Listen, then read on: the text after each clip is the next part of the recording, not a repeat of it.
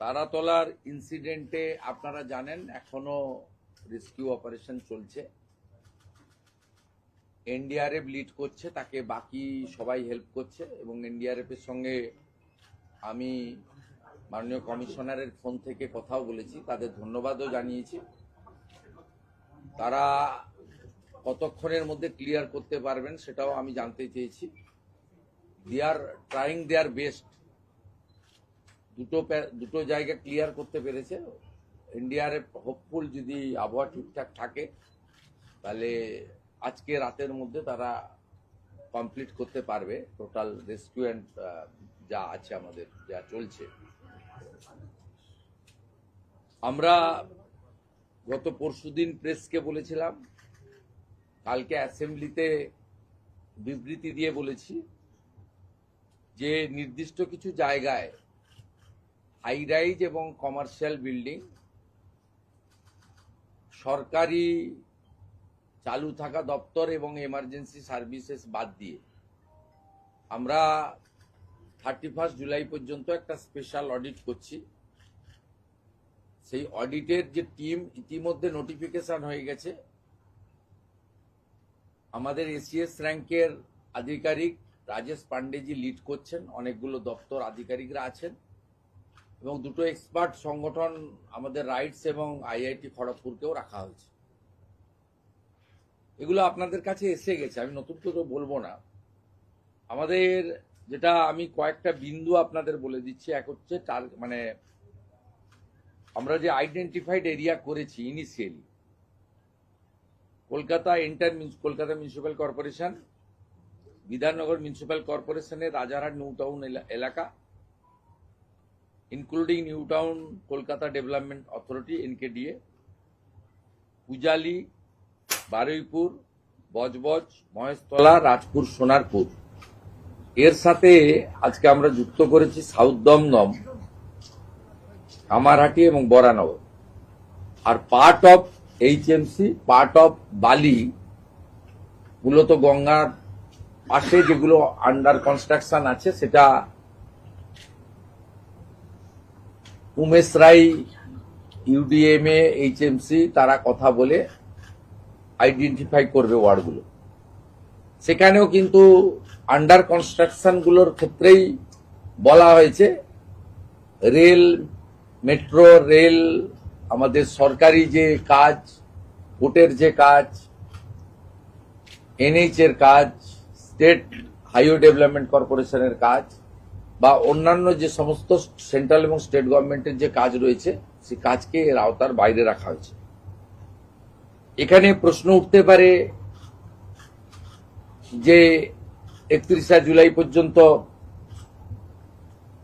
সব বন্ধ থাকবে, না যখন যে এলাকা, যে ওয়ার্ড, তার প্ল্যান এবং ফিজিক্যাল স্ট্রাকচার স্পেশাল অডিট করার পরে ক্লিয়ারেন্স হয়ে যাবে, তারা ছাড়পত্র পাবে। এখানে পরিষ্কার বলে রাখা দরকার, আমাদের যে টিম তৈরি হয়েছে তারা 2:30টার সময় আজকে বসছে। কেএমসি, কলকাতা মিউনিসিপ্যাল কর্পোরেশনকে নোডাল করা হয়েছে। তারা অফিস, ইঞ্জিনিয়ার, সার্ভেয়ার, সয়েল টেস্টের এক্সপার্ট, পুলিশও লোক দিয়ে দিয়েছে, কলকাতা পুলিশ, যেখানে দরকার রাজ্য পুলিশ হেল্প করে দিবে। তারা যে যে ওয়ার্ড বা যে যে প্ল্যানগুলোকে, 3 ধরনের কাজ হবে। একটা হচ্ছে রিজেকশন হতে পারে, গ্রস ভায়োলেশন থাকলে, রেকটিফিকেশনের অ্যাডভাইস বা ডাইরেকশন দেওয়া হবে, রেকটিফাই যে করে নিবে নকশাতে, ডিজাইনে, কনস্ট্রাকশনে, প্রোটেকশনের জন্য। আর যারা ঠিকঠাক আছে, যেমন যেমন আসবে তেমন তেমন ক্লিয়ারেন্স তারা পেতে থাকবে। সবাইকে একসঙ্গে ওয়েট করার বিষয় নয়, সবকে আটকে রেখে নগরায়ন বা সবটা আটকানো আমাদের উদ্দেশ্য নয়। উদ্দেশ্য হচ্ছে গার্ডেন রিচ থেকে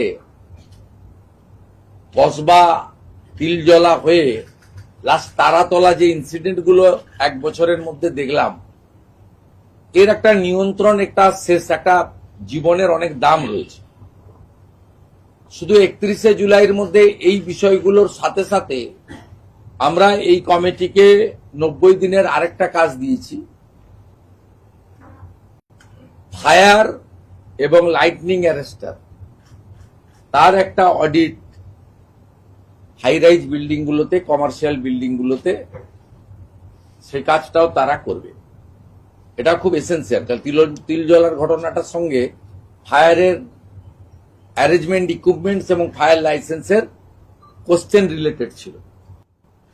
আর গার্ডেন রিচ আর তারাতলার ক্ষেত্রে গার্ডেন রিচে তো প্ল্যানই ছিল না, আর এখানে ডিফেক্টিভ প্ল্যান ছিল, সুপারভিশন ছিল না। তার ফাইন্ডিংস কমিটিও বলবে। আমরা ইনিশিয়ালি যা পেয়েছি, উই আর নট ইঞ্জিনিয়ার, সেটা আপনাদের কাছে আমি বলে দিলাম। দুটো জিনিস ক্লিয়ার করে দিলাম। রেসিডেন্সিয়াল বিল্ডিং এর ক্ষেত্রে হাই রাইজ কাকে বলবে? G+5 clear. রেসিডেন্সিয়াল বিল্ডিং এর রিনোভেশন বা প্ল্যান নিয়ে এক্সটেনশন এখানে এটা থেকে পড়ছে না, এক্সাম থাকছে। রেসিডেন্সিয়াল বিল্ডিং এর এক্সামশন মানে রিনোভেশন, সংস্কার, অথবা ধরুন কেউ তার একটা পোর্শন বারান্দা ভেঙে গেছে, সিঁড়ি ড্যামেজ হয়েছে, বা নতুন কিচেন টয়লেট বানাতে চাইছেন, তার প্রেজেন্ট বিল্ডিং এর সঙ্গে এক্সটেনশন পারমিশন নিয়েছেন, যা নিতে হয় কর্পোরেশন থেকে, বা রিনোভেশনের অনেক ক্ষেত্রে পারমিশন লাগে না, নিজেরা করতে পারেন। এক্ষেত্রে কিন্তু এটার আওতার বাইরে থাকছে, দয়া করে কনফিউশন ছড়াবেন না। হাই রাইজের লেন্থও বলে দেওয়া হয়েছে G+5, আজকে ইনক্লুড করা হয়েছে সাউথ দমদম, বরানগর, কমারহাটি, এটাও ক্লিয়ারলি আমরা আপনাদেরকে বলে দিলাম। আর হাওড়া, বালি পার্টলি ইনক্লুড করা হয়েছে, কিন্তু ওয়ার্ড আইডেন্টিফাইডটা আজকে হচ্ছে না, সোমবারের মধ্যে আমরা বলে দেব। এক্ষেত্রে আপনার ওই যেগুলো গর্ত করে রেখেছেন, সাইট খুলে রেখেছেন, আর ওই ডেঙ্গুর জল জমা, এই বিষয়গুলো ক্লিয়ার একটা অ্যাডভাইসারি, আমি বলবো না, ডাইরেকশন প্রিন্সিপাল সেক্রেটারি ইউডিএম এ দেবেন ফর দিস এরিয়া। আর ওই পৈলান, আমতলা যে এলাকাটা আছে, বিষ্ণুপুর 1 আন্ডার সাউথ 24 পরগনা, ওখানে রেস্ট্রিকশন এবং গাইডলাইনটা সাউথ 24 এর ডিএম দেবেন, যেহেতু ওটা রুরাল এলাকা। বাকিটা ইউডিএম এর principal secretary by the approval of the UDMA minister, উনি একটা বিকেল 5টার মধ্যে ক্লিয়ার গাইডলাইন অ্যাডভাইসার দিয়ে দেবেন। এখান থেকে বেরিয়ে আধিকারিকরা under the leadership of the SCS Rajesh Pandey, ওই কমিটি আজ থেকে ফাংশনিং শুরু করছে, এবং খুব দ্রুততার সঙ্গে আমরা কলকাতাকে, মানুষের জীবনকে বাঁচাতে চাই, এবং সেই কাজটা করছে, করা হবে, সবাই মিলে আমরা কাজ করছি। दादा एक सवाल था, ये कमेटी जब ऑडिट करेगी तो पिछली सरकार में जिन्होंने अप्रूवल दिया था और कहीं कंस्ट्रक्शन साइट पर ग्रॉस वायलेशन पाया जाता है तो उनके खिलाफ कोई एक्शन लिया जाएगा? Action already started. ये पर्टिकुलर जो इंसिडेंट हुआ उनके ऊपर अब तक 6 आदमी अरेस्ट हुआ है। लाल बाजार की क्राइम ब्रांच ये एक बड़ा क्राइम है, इसके काम कर रहा है, सीपी खुद निगरानी रख रहा है। मैं एचएस जानकारी रिपोर्ट ले रहा हूं। वहां जो इनिशियली जो एलिगेशन आया था उसको भी अरेस्ट किया गया है, काली बनर्जी को, और जो वहां का ब्रोकर था सबको लिया। आज एक डिसीजन हम लोग लिया है, वो कल ऑफिस खुलने के बाद कमिश्नर एडमिनिस्ट्रेटर करेगा।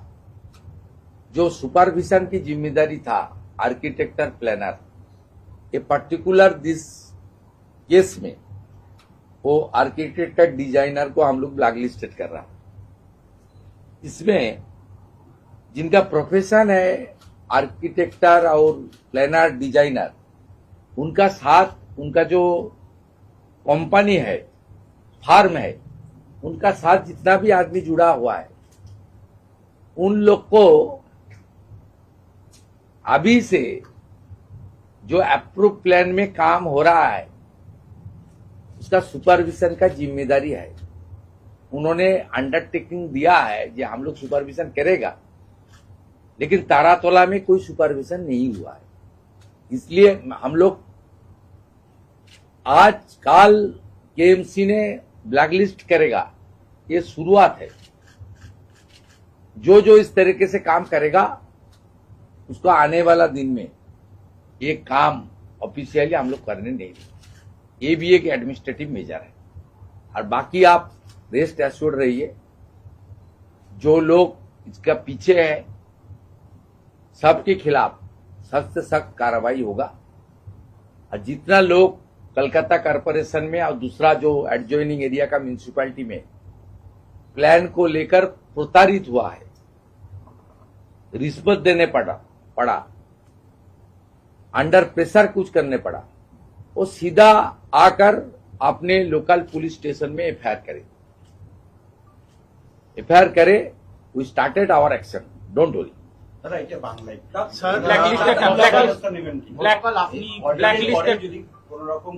কেন আকাল্পনিক প্রশ্নের উত্তর দেবো কেন? ব্যবস্থা তো আমরা নিয়েছি। আপনি আগের সরকারকে তো প্রশ্ন করতে চাই, পোস্তা, মাঝেরহাট, গার্ডেন রিচ কজনকে জীবিত বের করতে পেরেছিলেন? 14-15 জন মারা গেছেন, এটা দুঃখজনক। তো এটাও তো ঠিক, পুলিশ, ফায়ার ব্রিগেড, ডিএমজি, পরে এনডিআরএফ, আর্মি সব মিলিয়ে 20-22টা লোককে তো বাঁচিয়ে দিয়েছে। আজকেও তো আহত লোক বেরিয়েছে, চিকিৎসা চলছে। আশা করি pray to God for their early recovery. But দেখেছেন তো, এর আগে তো দেখেননি অনেক বড় ইনসিডেন্টে এনডিআরএফ বা আর্মি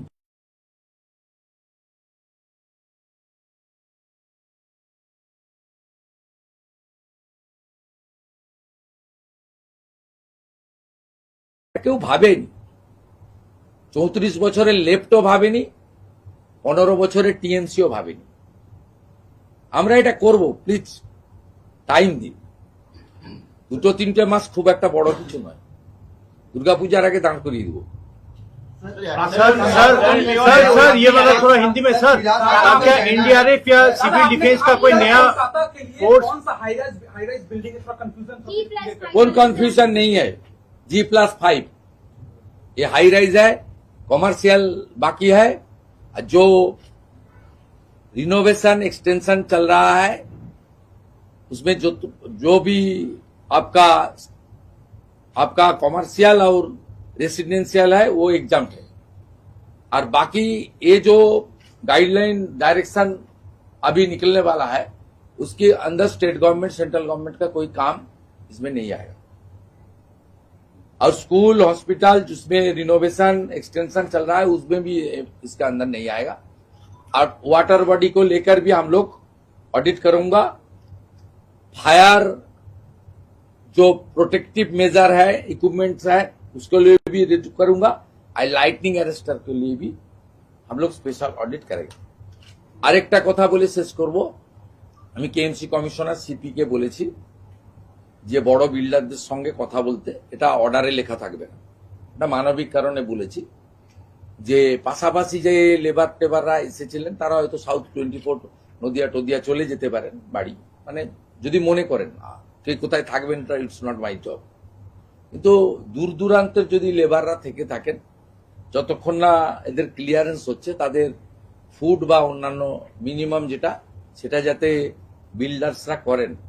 কমিশনার আর মানে 2 কমিশনার, কেএমসি কমিশনার কাম অ্যাডমিনিস্ট্রেটর আর নগরপাল সিপি, এরা ওদেরকে আমার রিকোয়েস্টটা কনভে করে দেবে। এটা তো অর্ডারে লেখা যায় না, এটা অন হিউম্যানিটেরিয়ান গ্রাউন্ড, এটা একটা আপিল আমি থ্রু তাদের দিয়েছি। दादा अभी